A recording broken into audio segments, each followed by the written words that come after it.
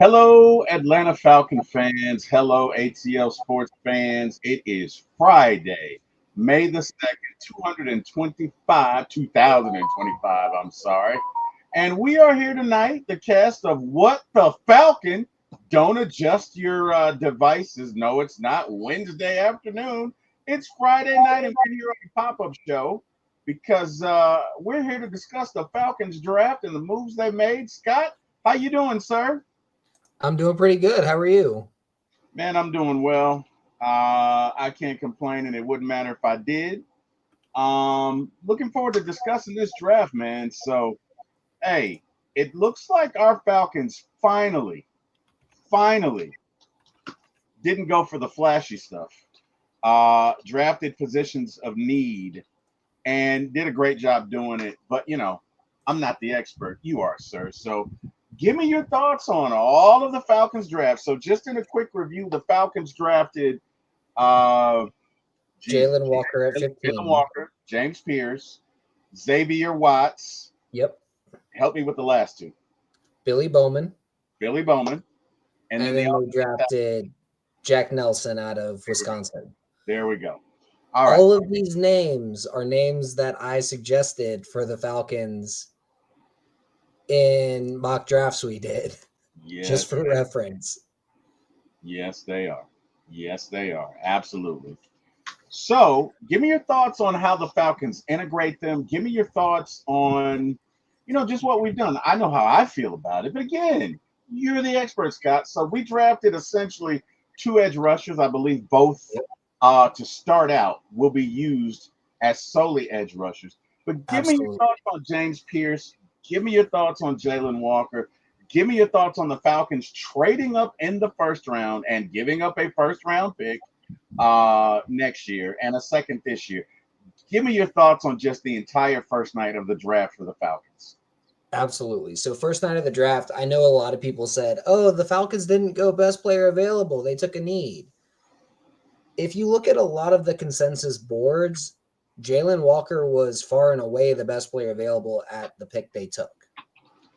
I personally didn't agree. I wasn't the biggest fan of Walker's tape in general. However, I easily see the fit here. It makes sense why the Falcons would love him. I think in a vacuum compared to all the other players in this class, I didn't have him that high, but he was a great pick. So he was a great pick. He fits the That's team. obedience right there, man. You're just like, hey, man, hey, stop it. He stopped. Okay. That And yes, he then did. Yes, yeah, he's obedient. Yes, he did. Yes, and I then, had man. Go ahead. I'm sorry. and then the trade up wasn't as bad as people think. They basically traded their 2016 or 2026 first round pick for their 2025 first round pick to take Pierce. Then they traded down in the second from 46 to 101. And, that was what the cost was to do it. That's roughly a third round cost. So it cost them roughly a third round pick to do what they wanted to do. Yeah, it's a little bit of an overpay, right? But it's only an overpay if you don't get a good player in the second round. Correct. So, or with that 101, right? So we'll talk about that in a minute. James Pierce was a guy who, on film, I kept saying on field, love the guy. Fast, quick twitch, going to bring back some memories of John Abraham for a lot of guys here with how he plays. Very similar, not the same, but very similar style and how he wins around the edge, can do that dip under, can get damn near horizontal going around the edge. Like, super flexible player, great as an edge rusher. I'll be honest with you, he has no versatility. He is a 9 technique. He is a 7 technique. That outside edge, that's all he can play. Put his hand in the dirt, stand him up, doesn't matter. That's all he can play is that one role. However, he could be one of the best in the NFL at that one role. Okay. So to compare him to somebody else, It is very similar to John Abraham. It's very similar to Simeon Rice. It's very similar to in today's NFL, like a Jason Pierre-Paul without as much power. Like if Pierre-Paul only won on speed. Trey Hendrickson's another kind of guy like that. We all wanted Trey Hendrickson here. Now he's Hendrickson before Hendrickson gained 20 pounds. Right. And got to be the 270-pound monster he is now. Right. You know, Danielle Hunter is another kind of guy like that. So, again, Danielle Hunter before Hunter gained 20 pounds after his draft. So, a lot of these guys, they gain weight as they get into the league. They get stronger. They get bigger. They maintain their speed. They maintain that insane first step. That's really where James Pierce, where he wins. He wins fresh off the snap. Gotcha. The biggest question I had with Pierce had everything, absolutely everything to do with off-field. What were the off-field questions in the first place? Because I heard he got into arguments with coaches. So to me, like, I mean, that could be good and bad. Yeah. Right? Yeah. A guy who gets into an argument with the coach. I was not to cut you off. I was on the show with Big Low, and his nephew attends Tennessee. So Low has seen this kid up close and personal, and what he said about the kid was that he's passionate, he cares, he wants to understand, he wants to learn. Now, you know, again, everybody, you know, some guys can be abrasive. Some guys can just, you know, they're passionate is somebody else's. What the hell, man? You get what I'm saying? Yep. But from my understanding, the kid wants to learn.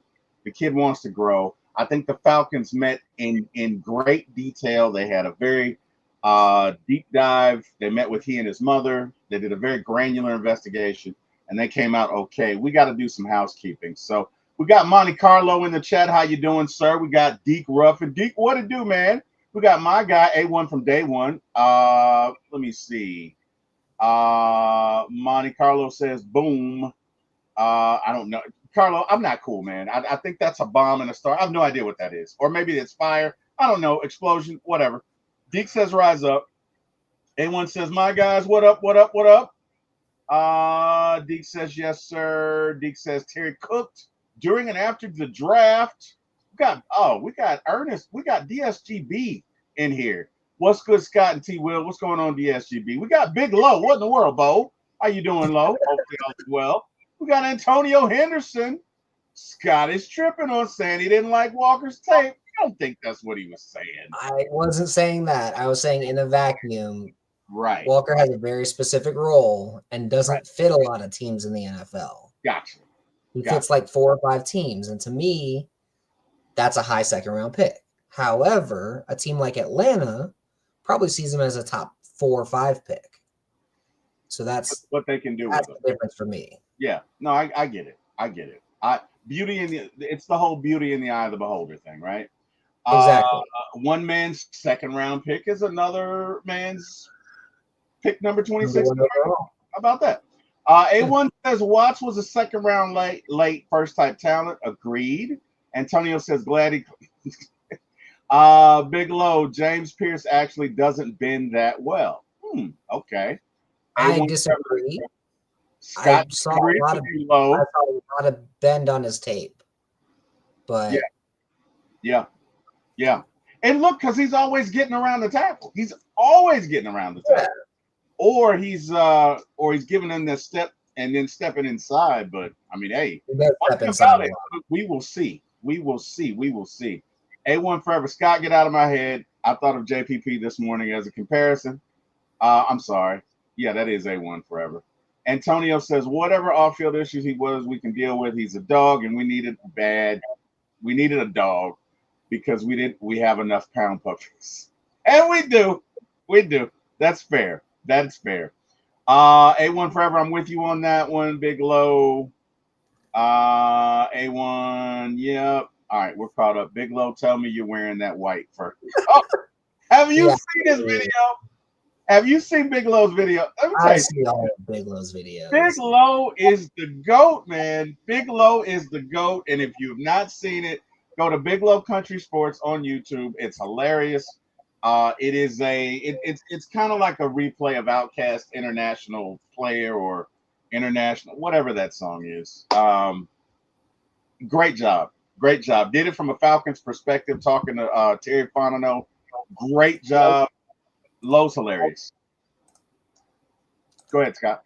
So yeah, just Low is that dude, man. Low is that dude. Don't ever think he's not.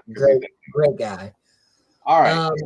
We look at, we got a lot of defensive. You put up the depth chart, and I want to get into it if you don't mind. Well, let's get into the day 2 and day 3 picks real quick too. All right. Because Xavier Watts, I had a late first round grade on him. Okay. I thought if you needed a guy who could be that center fielding, free safety, he didn't test the best, but on field it looks way faster than his testing, right?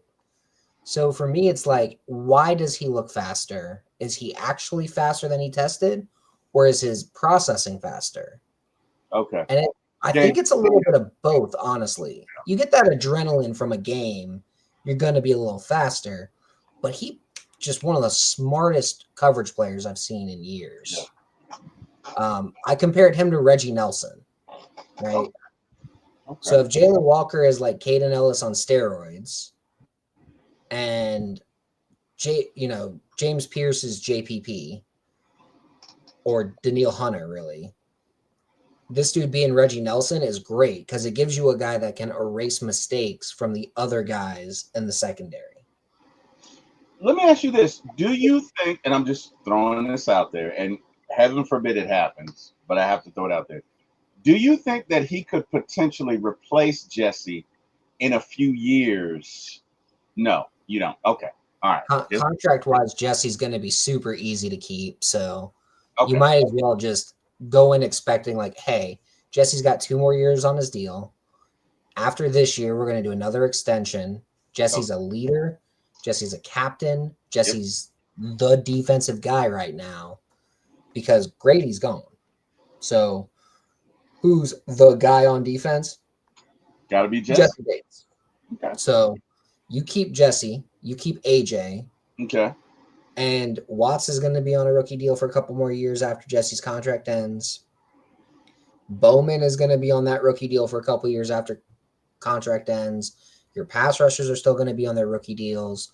Your defensive tackles probably have another year or two, depending on who they are, on their rookie deals.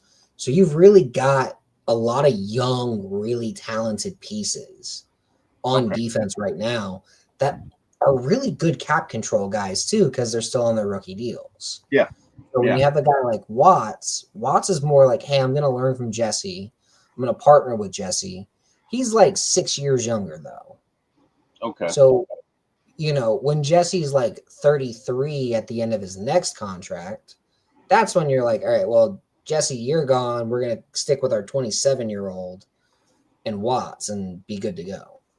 Let me ask you this. So we draft Watts and then we turn around and draft Bowman. I have heard that Jeff Ulbrich said that he's going to play Bowman at nickel. Yes. Give me your thoughts on that. And if that's the case, do you think the kid starts day one? Or I would have had a higher grade on Bowman if he had said he was a corner and was trying out for nickel spots. That's my thoughts. I was under the impression that he wanted to be a free safety, and I just didn't see the free safety type mold for him. Unless he was going to be like a Buda Baker type deal where he was, or Tyrann Mathieu type situation where he's playing nickel like 80% of the time early in his career and then eventually drops back to free safety. But I think that's kind of the Falcons' plan for him is right now he's Tyrann Mathieu coming out of college. You let him play that nickel position. You take advantage of his speed, his playmaking, and have him start. And then I mean, I think they got 4 starters. I think by the end of the season, there will be 4 rookie starters. I think you're going to have James Pierce as your weak outside linebacker, weak, Leo style position.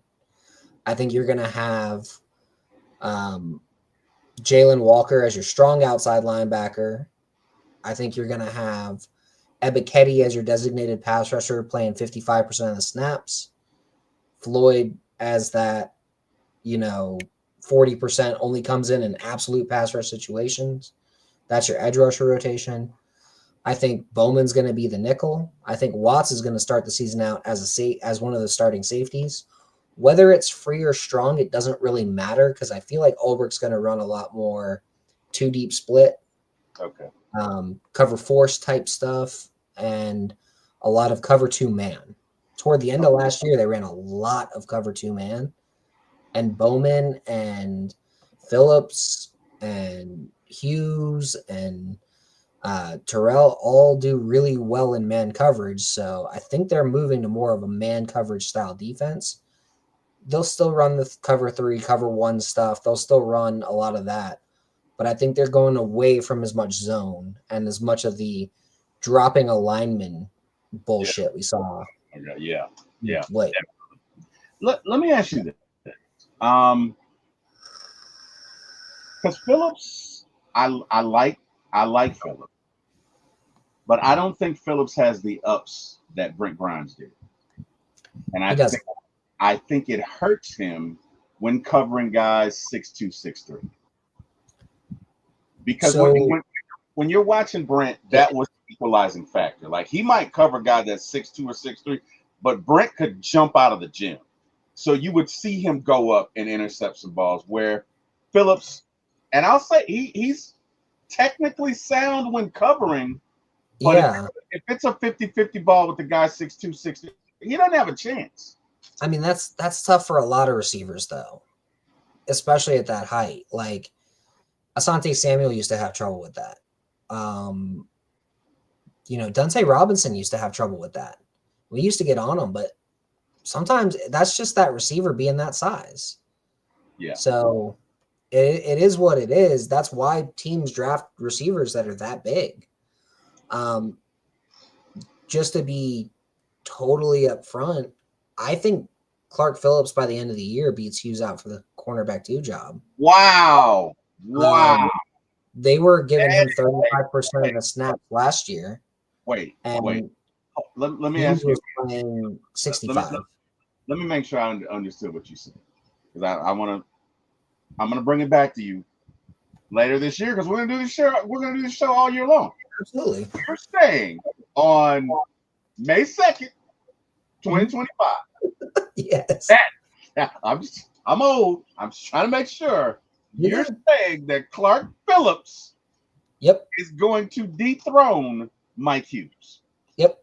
I think Jeff Ulbricht's defense is perfect for Clark Phillips. I think they brought Ulbricht in to maximize all the different guys they have and all the different pieces. And you see a clear and defined role for what Phillips would bring. You see a clear and defined role for what Bowman brings, but maybe not as much Alford. And I think Alford might have been brought back more for punt returning than for playing cornerback. Really? Because Aggew's not the best punt returner, but he's a really good kick returner. So I think Alford might have been brought back more for special teams than for anything else. Really? I think by the end of the season, that's what it's going to look like. So let's get into it, right? We've got let's look at our cornerbacks. We've got Mike Hughes, Clark Phillips, Mike Ford, Lamar Jackson, AJ Terrell, Kevin King, Keith Taylor, Dante Manning. And in the nickel, we got D. Alford, Billy Bowman, Natron Brooks, Kobe Bryant. Who's in trouble in this list? So if we go position by position, yeah. And if you want to bring up what I have, I can do a quick send of that to you. Well, then I got it. I got it right here. I okay. prepared, I knew I was going to be with the professor, so I brought my homework. Teach. Give me 1 second. And I'm a visual guy, so for me, I like to look at all that. So,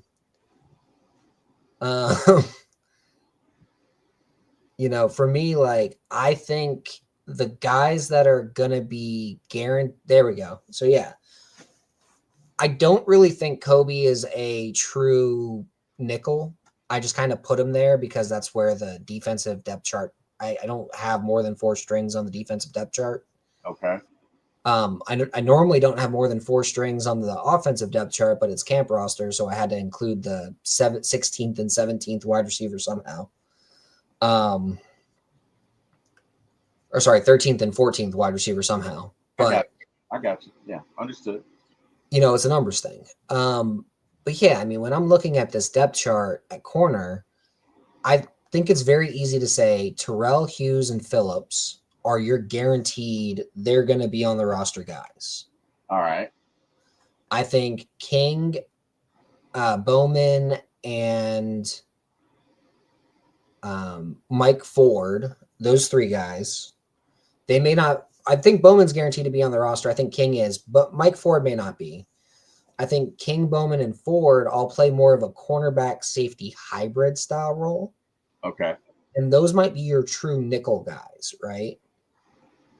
And when all's said and done, because the nickel and Ulbrich scheme is not a true speedy slot corner type. It's a hybrid corner safety Tyrann Mathieu type. Okay. So that's the scheme that he wants to have for his nickel. And I can't blame him for that. But if you look at the guys on the roster that fit that, D. Alford doesn't really fit that, right?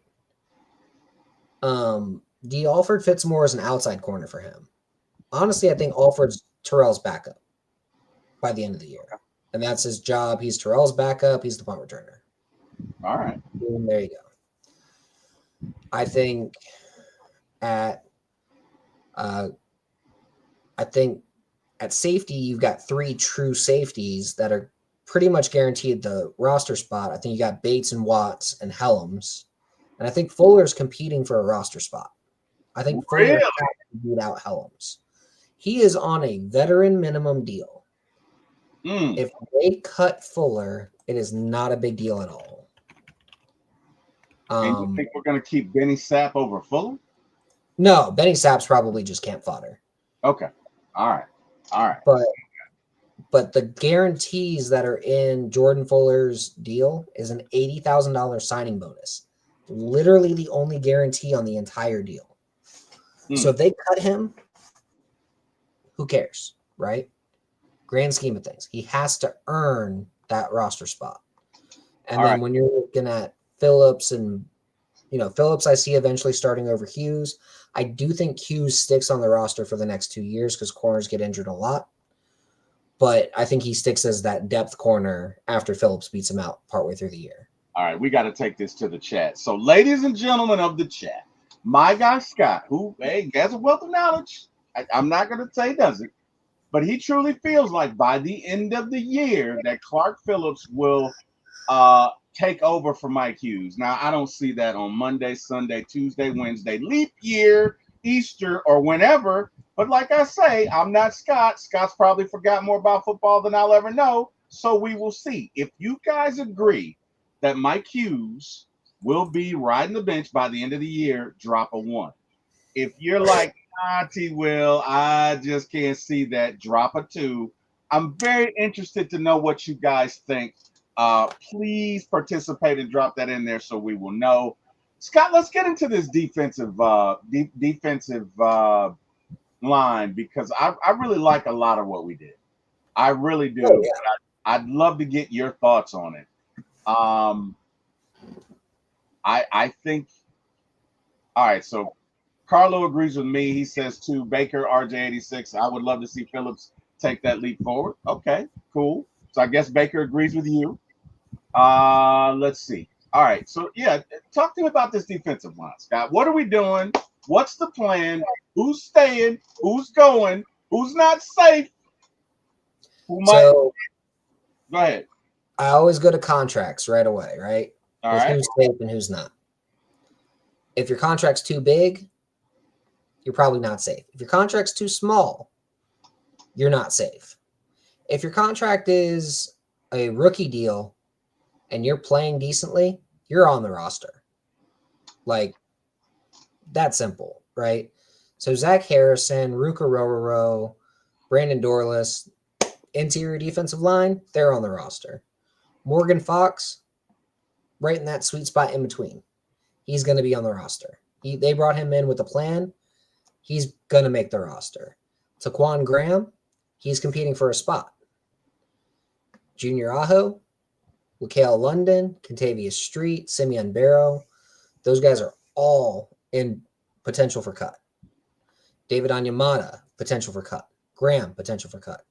There's 2 defensive line spots that are up for grabs. There's your backup nose. There's your backup 3 technique guy. And then I think at 5 tech, they got the 2 guys they truly want in Harrison and Fox. But the other guys, they have to earn their jobs on the roster. At edge, I see something very similar. Ebiketti's safe. Floyd is safe. Pierce and Walker are obviously safe. They're your first-round picks. Braylon Trice, Malone, and Kareem are competing for 1 spot. Now, I think Trice gets that spot, but they're competing for that spot. What about my guy Contavious Street? Because I look, he performed very well when we needed him year before last, but is he in trouble here? Absolutely. Street's in trouble. I think there's a very real possibility where LaCale London ends up winning a starting nose tackle job. Really? Being the starting under tackle. Graham's rotating with London, and Dorless is rotating with Rook, and Onyemata and Street are just gone. And Aho and Barrow are roster fodder, in my opinion. So, and it's a very different looking line this year than what we've seen in the past, kind of thing. London got up to 330 pounds. He's a hoss in the middle. Falcons use a nose tackle. Or how should I put this? Ulbrich uses a true nose tackle probably 25% of the time. The rest of it, he's running a pair of 3 techs out there. So that's why I think Graham gets one of the spots, because Graham can play 1 or 3. That's why I think London gets one of the spots, because I think London can play that 1 perfectly. Yeah. I like Dorless and Rook and Onyemata. They can all play 3 or 1 effectively. And Dorless can even play some 5 tech if they want to go with a true, just basic 3-4 alignment with 2 5 techs and a 0. I could see a situation where they've got Harrison and Dorless and all that. I think Harrison takes a leap this year and is really on the field a lot. And, we might see a situation where Harrison's out there, he gets 5 sacks and he's killing it in the run game. And people are like, where did this guy come from? Like, interior guy, 5 sacks, that's worth it. I think at edge, we're going to see Ebiketie take a big leap. I think he's going to put up double digits. I think we're going to see Floyd put up double digits. And I think Walker and Pierce may only put up 5 sacks this year each. Okay. But you know what? That's okay, because I think they were brought in to increase the pressure on opposing quarterbacks and let guys like Ebiketie and Floyd who can clean up. Yeah, that makes sense. Plus, Jeff Ulbrich likes the wide 9, right? From what I'm told. He likes wide 9. He likes a lot of different formations. He'll run a wide 9 one play. He'll run a traditional 34. Then he'll run a super basic Dan Quinn style 4-3 with the Leo and the strong side end. I mean, he's all over the map. Ulbrich likes running all sorts of different stuff. So, and then Nate Ollie's right there with him running all the weird stuff. Jacquez Smith is going to be open to running a bunch of weird stuff because they all played in these multiple schemes throughout their careers. They didn't have to play in a 1 alignment scheme the way the coaches before them played in. Barrett Ruud, same kind of thing at linebacker coach. So you've got a lot of different style coaching, but a lot of it's that hybrid defense that a lot of defenses are running. Probably 80% of the NFL doesn't have a true 3-4-4-3 alignment. They just run, hey, I got some edges. Hey, I got some linemen. Hey, I got some linebackers. I'll figure it out when I get there. Okay, let me ask you this question. Because I love me some. I don't think you really. David Onyemata is your veteran on defense. Yes. But so is Morgan Fox. Okay. All right. So that I see what you're saying there. Is JD Bertrand safe? Is Troy Anderson safe? So linebacker, I think there's a reason why they didn't draft a linebacker, and I think it's because Caden, Diablo, Anderson, and Bertrand are going in pretty much safe. I think the only way Bertrand gets cut is if somehow Malik Verdon or the guy from North Dakota State, Kubitz, if either one of them just has an insane camp and beats him out as a special teamer, that's the only way he gets cut. Because Bertrand was one of the better special teamers in the league last year. Okay. And that's his value. Is Helms in trouble? I think it's between Helms and Fuller for that last safety spot. They're going to carry 7 corners, right? And probably 3 safeties. But yeah, like, when you've got Bates, Watson, you've got Bates and Watson as your true safeties. Bowman's kind of that cornerback safety hybrid. King's kind of a cornerback safety hybrid. Mike Ford's kind of a cornerback safety hybrid. I think we'll keep 7 of the guys that I have under CB or nickel. And I think we'll keep 3 of the guys that we have under the safety columns. All right. So. All right. Well, let's keep it going. We had some issues in the kicking game last year, Scott. I don't know if you noticed, but I did. We missed the playoffs because of it. We had some. Well, that and the timeouts that Ryan kept in his pocket, but we're not gonna bring that up, Scott. If he calls that one timeout, they got just a little bit more time, and then they can just throw it out of bounds and just do what they need to do and get just that little bit closer to actually win that game versus Washington. That's a whole other thing. He learned his lesson, though.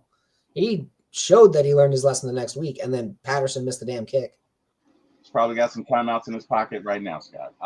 Let me ask you a question. We signed a guy through the NFL Europe program. Do you think this kicker is competition for Koo, or is that just window dressing? Absolutely.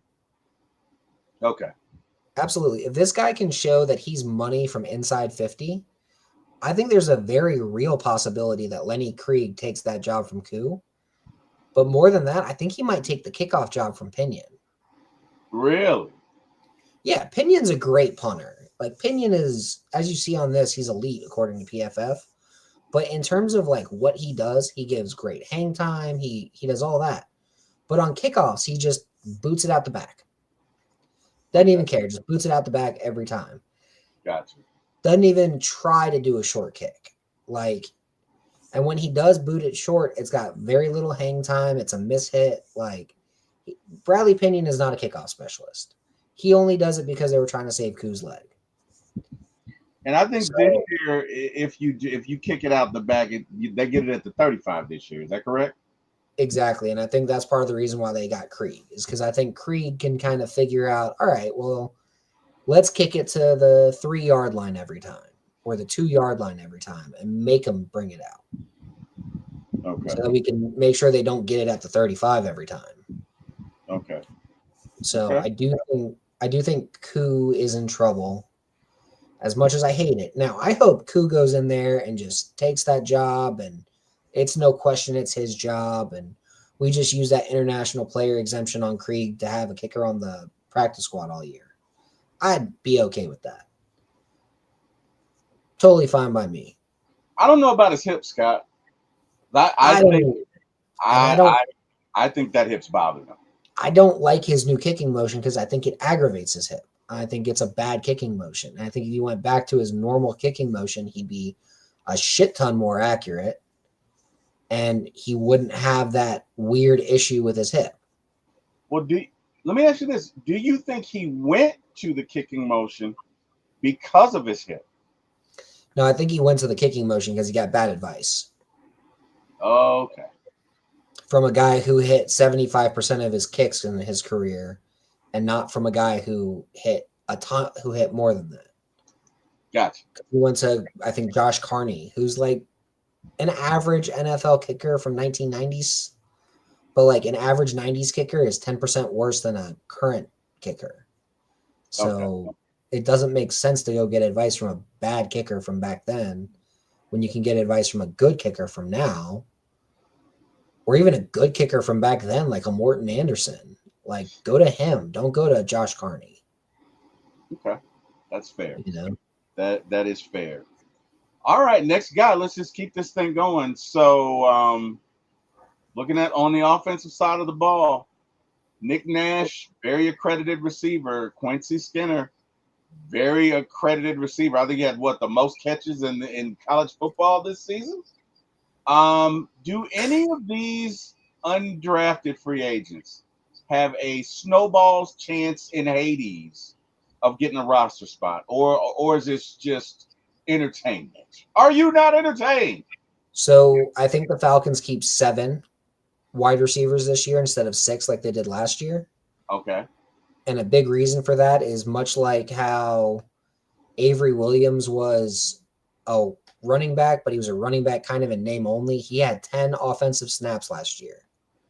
Okay. And one of them was on a field goal fake. So when you've got 10 offensive snaps and one of them's on a field goal fake, you're not really an offensive player. Right. So it doesn't really matter what your roster spot was or what your position list is. And I think Jamal Agnew is kind of the same kind of deal. He'll probably play 10, 15 snaps this year, but he's a kick returner. That's his job on the team. He is the kick returner. So Agnew is going to be that guy who does that. So now you've got Agnew, and then you've got Kaderil Hodge, who's probably guaranteed a roster spot, London, Mooney, and McLeod. That leaves Dorsett, Washington, Drummond, Blair, Sills, Polk, Matthews, and then the UDFA's Nash and Skinner, all competing for 2 roster spots. In the end, I do think Nash and Skinner are at minimum practice squad guys, right? Even if they don't make the 53-man, I think they will make the practice squad. They are good enough. They are as good as Chris Blair. It's probably going to be those 2 guys and Blair, those 2 guys, Blair and Dorsett, on your practice squad. Okay. And I think that's basically how that goes. I think Washington is absolutely going to end up making the roster. I think he just fits. And I think Nick Nash is probably the last guy that makes the roster. You know, I don't see Washington as a slot receiver, but I do see him competing with Ray for that number 3 spot. And it could be a situation where Nick Nash comes out of camp. He's the number 3 wide receiver. He plays outside. Drake plays the slot, or Pitts plays the slot, or Mooney plays the slot, and not Nash. Nash is not a good slot guy from what I've seen. I might be wrong, but I don't think he's a good slot. Okay. Where Skinner could play a little slot if he wanted to. But again, if you're going big slot, you might as well just throw Drake out there. Let Drake eat. All right. Word on the street about Brandon Dorless. Now, again, I don't know how true this is. I'm just giving you the office water cooler talk, Scott. He said he didn't know the playbook last year, and that's why he did not play. I know that you keep your ear to the ground and you have sources that a lot of folks don't. Is this true, or are we way off base? Like, why did we not see much of Dorless last year, if at all? Why didn't we see him? You know how easy the playbook is for a defensive tackle? No, I don't. It's line up in this spot and shoot the gap. Unless it's a stunt, that's the playbook. Like that's even if that was true, he didn't start because Jimmy Lake didn't like him. Like, that's really the grand scheme of things. He didn't play because Jimmy Lake didn't like him. Okay. And Jimmy Lake's an idiot. So as we found out, who cares what he thinks? That's why he didn't start. And because Jay Rogers was a moron too. Okay. That's why those two guys got fired, is because Rogers and Lake did not play the young guys who needed to get more playing time. Yeah. Yeah. You basically Why wait. were they not playing Harrison more? Why were they not playing Rook more? Why were they not playing Dorless more? Yeah. Them bringing in Nate Ollie, who puts a premium on younger, faster, stronger players, says to me those three guys are your starters in the grand scheme of things. All right. Those are going to be the guys playing the most up front. So, Okay. yeah, those guys are just because Lake and Rogers were morons. That's my view there. Okay. Do you think this upcoming camp is an important camp for Carlos Washington? And I say that in the context of we may trade Tyler Algier in the offseason because I just don't see us resigning. I just don't. So give me your thoughts on that. We're not trading Algier. At a certain point, Algier is going to get allowed to leave in free agency to go search out a starting role that he absolutely can do with no problems. Let's see what his contract is. He'll come back to them and be like, hey, I can get 3 years, $7 million from someone else. And if they're like, you know what? Screw it. We're going to bring you back. We'll give you 150 carries. I mean, we did it last year. So let's give you another 150. And, you and Robinson are just going to be our fire and ice or thunder and lightning or beasts in the backfield. Like, I could see Algier being like, all right, screw it. I'll stay. I like Atlanta. I don't feel like moving. And running back only really lasts 3 years on average anyway. So let me get this second contract, get my payday. And then from there, I'll just go wherever. So I can see that happening too. Depends on what his value is, but I would estimate about $7 million on the open market. So you don't think that him leaving is a foregone conclusion? I don't, because a second contract for a running back isn't huge, and even at $7 million a year, he'd be like 20th on the running back scale, and you're still paying Bijan rookie deal. That being said, at running back, I do think there is a competition for that third running back spot because I only think they're keeping 3 running backs and the practice squad spot after camp. So I think Elijah Dotson, Carlos Washington, Nathan Carter, Jace McClellan, the best 2 guys out of that group are going to get the roster spot and the practice squad spot. Now, who gets what depends on who wins the job. Because if Jace McClellan wins the RB4 and say Nathan Carter wins the RB3 role, I could see in a very real situation where Carter doesn't get the roster spot, but they bring him back on the practice squad, and McClellan gets the roster spot because he's still on his rookie deal. Okay. That's fair. Because it's a money thing. Yeah, we got to talk about this. It's all up and down and all up and through the draft.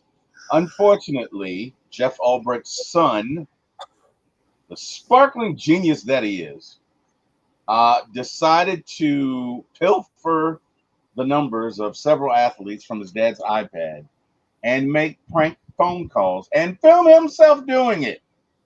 So this guy is definitely not Mensa intelligence level. He'll never be a part of Marvel's The Intelligentsia. For sure. Let me just respond to Big Low. You said what? Let me just respond to this comment from Big Low. Big Low, I know that, right? I know that. But to get even 30% of playing time, the majority of a defensive lineman's playbook isn't, hey, we've got to know exactly what the offense is going to run, and then this is how we react to it. And if they run to my left, I'm shooting this gap. If they run to my right, I'm shooting that gap. In a one gap scheme, you shoot the gap in front of you. That's going to be his job.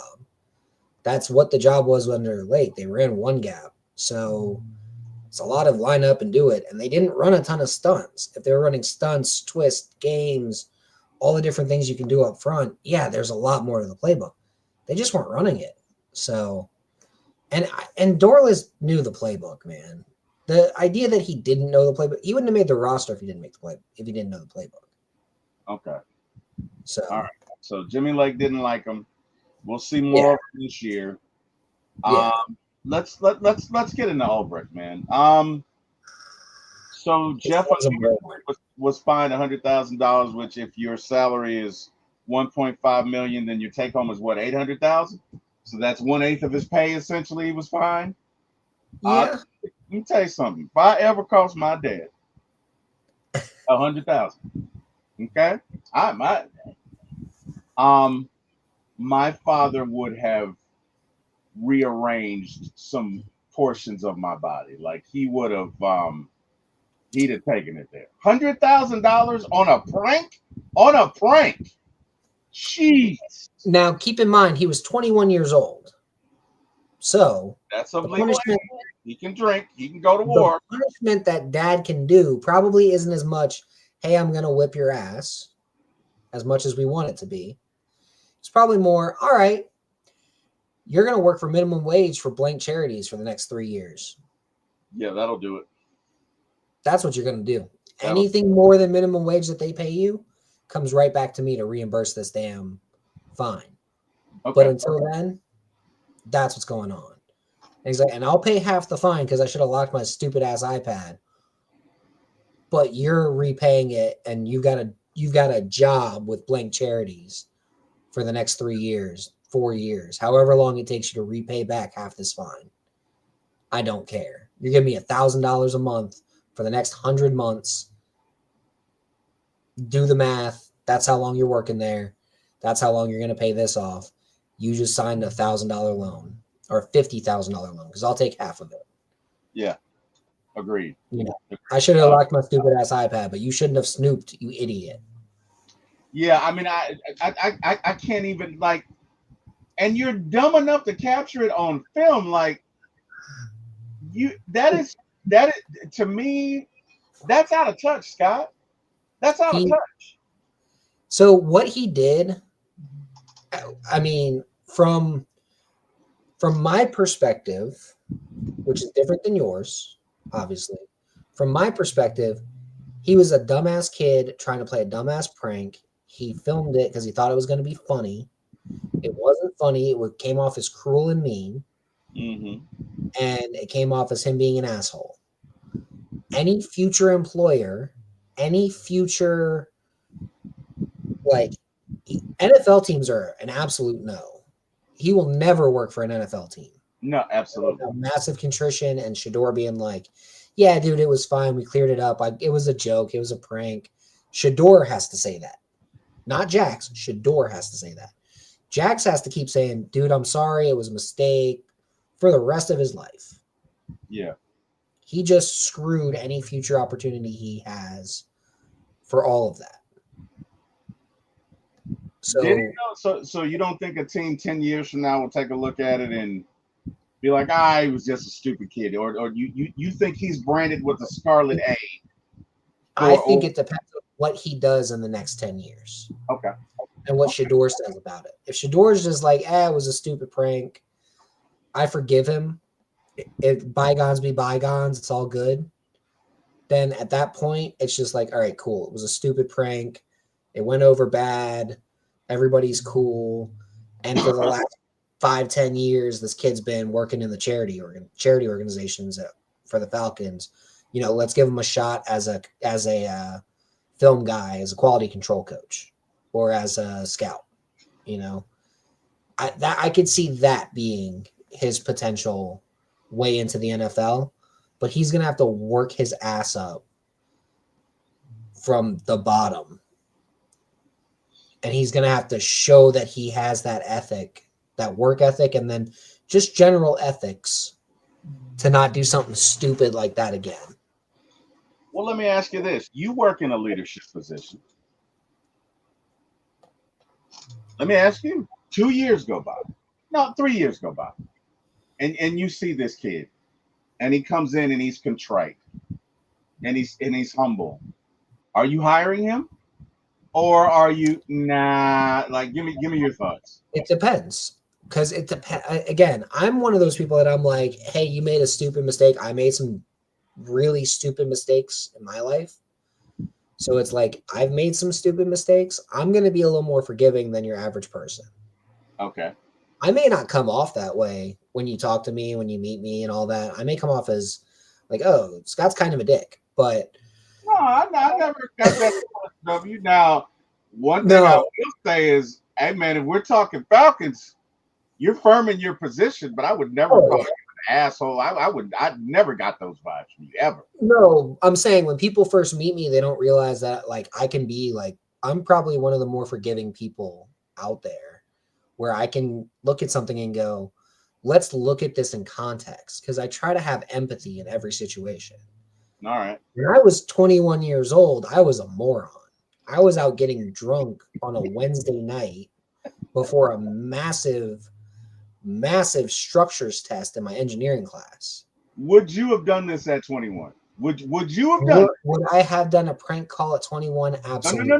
No. Would Would you I have have stolen filmed it? information from your dad's work computer or iPad? Would you have done that? Come on. There's a difference though. My dad was working for the IRS at the time. No. Don't do that. Don't do that, Scott. Would you have done this? I was never allowed to even look at my dad's laptop for Thank work. you. There's a big difference there. Thank you. This is football. That's the federal government. So Yeah, would I have done that? No. You've been in jail. Yeah, that's true. I would have been in jail. That's true. I would have been committing espionage. So no, I would not have done that. My dad was like IRS Department of Treasury when I was 21 years old. Okay. All right. This is the NFL, not the IRS, not the DOT, not like very big difference in that situation. Yeah, that'd be fair. My dad too. I don't think you want to do that. That's Fed time. That's not your county municipality there. That's like I had my own clearance I had to have my own clearance when I was at college because I was doing some work for Navy Spay War. And I still can't talk about that stuff, even though my clearance is gone. And this is all stuff that's probably public knowledge now anyway, but I still can't talk about what I did or who, like I can say I worked for Navy Spay War because I'm allowed to do that, but I'm not allowed to say anything else. So you could tell us, but then you'd have to kill us is what you're saying. No one could. It's not even a big deal what I did. I just can't sit here and broadcast like, oh yeah, I did this and this and this and this for Navy because there was a clearance there. All right. So, ladies and gentlemen in the chat, if Jeff Albrecht's son comes to you for a job, it's 3 years from now, and you know what? To hell with it. Let's say the Falcons win a Super Bowl. Okay? So you're in a good mood. Falcons win the Super Bowl. And it's because Jeff Albrecht was the most blitzing SOB on the planet, and we won the Super Bowl not only because of Michael Penix, but our defense held the lead. So it's 3 years from now. We're Super Bowl champions. Yay, Falcons. This kid comes to you for a job. Are you hiring him? If you're hiring him, drop a 1 in the chat. If you're like Kick Rocks, I can't stand you, drop a 2. Let us know. We'll see. We'll see how benevolent the crowd is. All right, Scott, one more thing, and then probably got to roll because I got to go make the world safe for, wireless customers everywhere.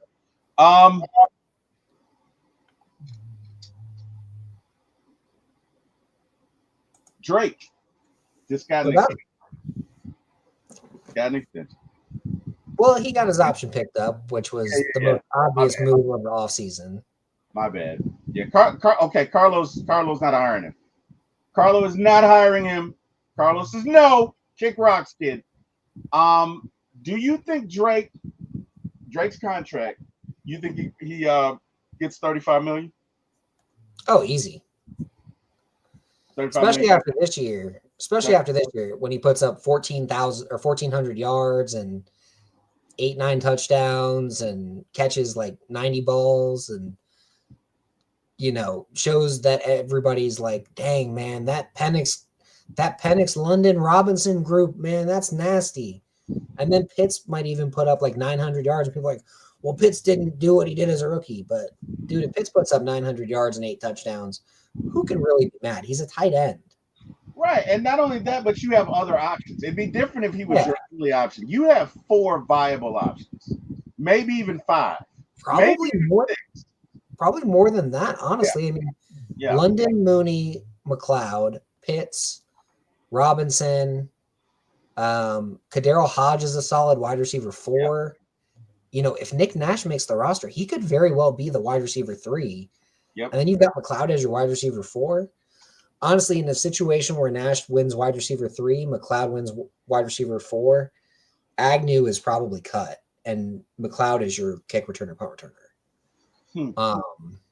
Because I don't think Agnew is as good as McLeod, and that might give you an extra roster spot to use on defense. Okay. So, all right. I know I personally love what we did in the draft. Unfortunately, I'm sorry, guys. We got to deal with the elephant in the room, Scott.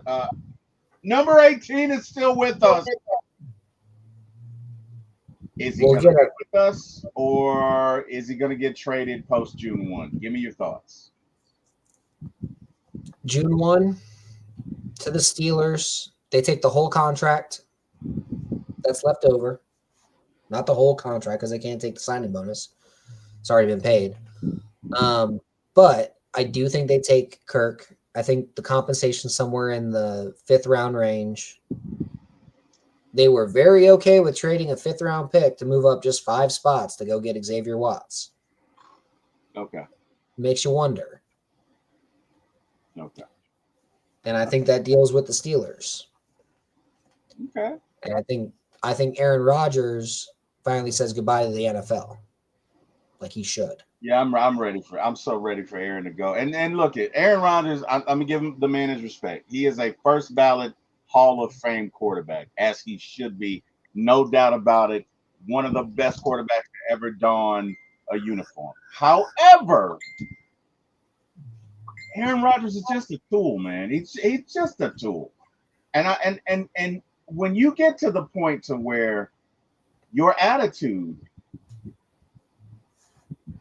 is not your talent is not as good as your attitude, or your talent, your lack of talent does not afford your attitude anymore. And I'm not saying the guy's not talented, but look, he's over, he's past it, it's done. It is he's not talented enough to warrant the headache anymore. Yes, thank you. Couldn't have said it better myself. As a matter of fact, I didn't. Thank you for saying it. Baker RJ86 says loyalty will definitely be tested. Baker, are you hiring him or not, man? I need you to make a decision, all right, my friend? You know what I mean? Because look, if he comes to you, are you hiring him or not? This is what I need to know, man. I need to know that, Baker. I need to know that.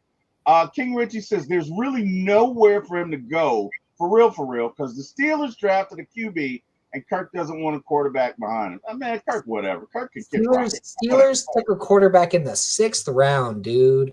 Who cares? Yeah.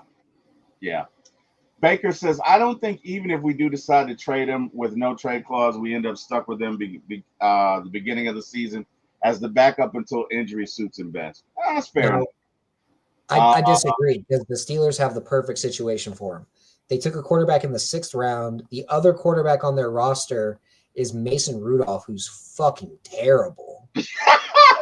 You know what? I think that is the first time I've ever heard you call anyone fucking terrible. Like I've been podcasting you for a while. I've never heard you say that. He is arguably one of the worst quarterbacks I've ever been forced to watch because my wife is a Steelers fan. So again, Mason Rudolph is just absolutely one of the worst quarterbacks I've ever seen. He's worse than Desmond Ridder. Damn. He still keeps getting jobs with the Steelers. Damn. He's got something on Tomlin. He's got to. Damn. So yeah, no, I don't think that's a real thing, right? The no trade clause was so he could figure out what situation could work where he could start 1, maybe 2 years and close his career out.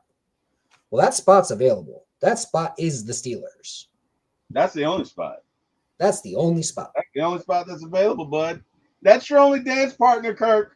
All right. Sorry. Nobody else wants to dance with you, bud. So hey, I'm just saying. Damn.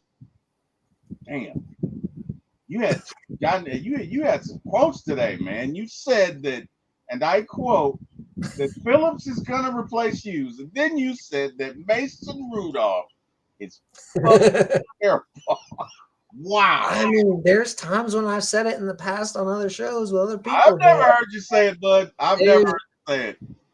I mean, when man, you weren't around for me and Aaron talking about Peter Cons back in Oh my 2013. God, Peter Cons was terrible. Now you're right He about. was fucking I agree. terrible. I agree. Wait, who's that other Like, guy? Who's that other guy? He was an offensive lineman. Mayfield. Who's worse? oh my God, Mayfield or Cons? Cons was worse. You think so? Mayfield was inept, but Mayfield was like, hey, I just have no time actually playing football after high school. Cons was just atrocious. Mayfield might have been able to get developed had he stuck in college. I saw Mayfield get blown up, and when I say blown up, I mean knocked to the ground.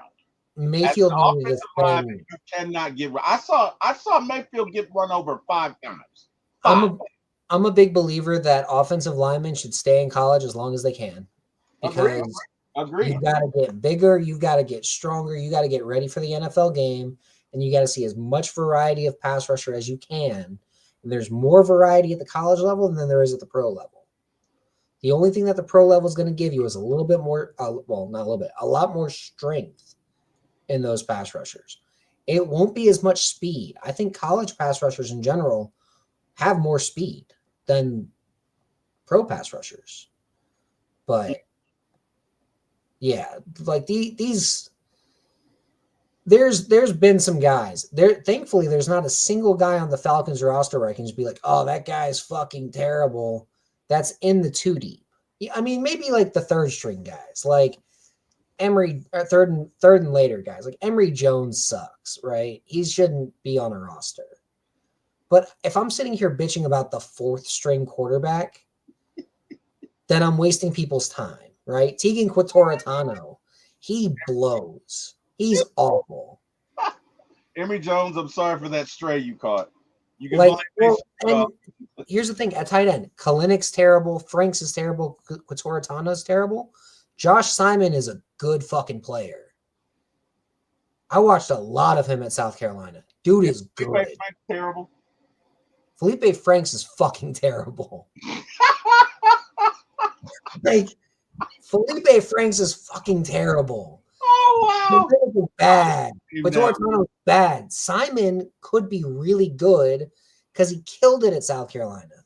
None of those other 3 guys were good in college. Why would they be good as pros?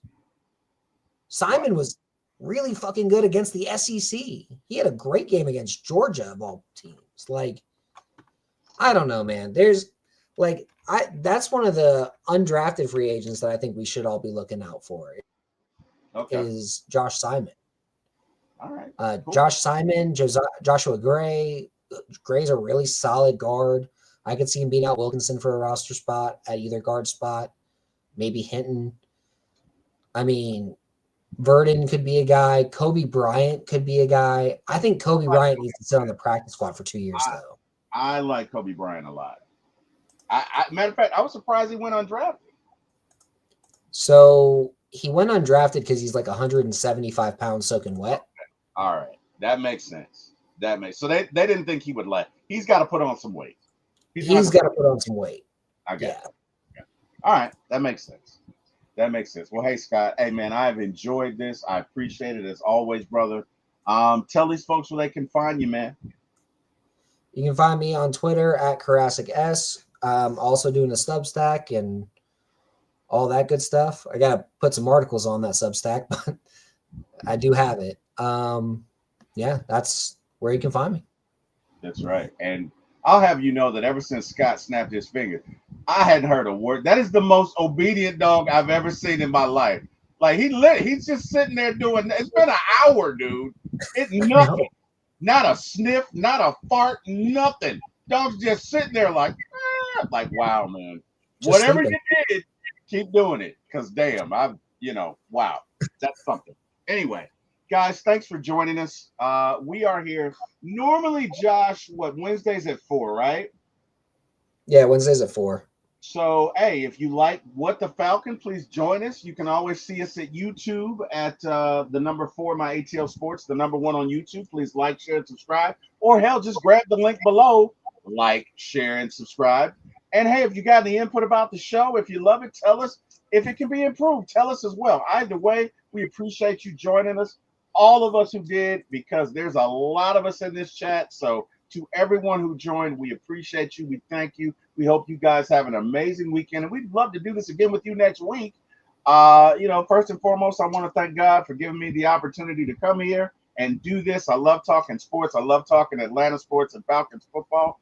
And hey, I got to thank Jack Spade and Mr. Eric Parker for giving me my opportunity. I want to thank my co-host here, Mr. Scott Carisic, as he's always very knowledgeable and he makes great content. And, low key, he's kind of funny because I've never heard him say anybody was fucking terrible. As a matter of fact, Scott, when I leave, I'm going to go to the chat I'm in and I'm going to tell him to come check you out because I've never heard you do that. It's amazing. And I'm going to tell him also that you said that Mason Rudolph is worse than Desmond Ridder.